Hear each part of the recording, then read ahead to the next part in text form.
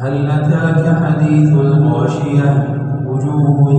يومئذ خاشعة عاملة ناصبة تصلى نارا حامية تسقى من عين آنية ليس لهم طعام إلا من ضريع لا يسمن ولا يغني من جوع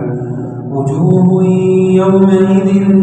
ناعمة لسعيها راضية في جنة عالية لا تسمع فيها لاغية فيها عين جارية فيها سرر مرفوعة وأكواب موضوعة ونمارق مصفوفة وزرابي مبثوثة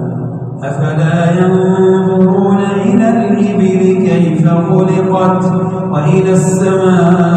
السماء كيف رفعت وإلى الجبال كيف نصبت وإلى الأرض كيف سطحت فذكر إنما أنت مذكر لست عليهم بمسيطر إلا من تولى وكفر فيعذبه الله العذاب الأكبر إن إلينا إيابهم ثم إن علينا حسابهم.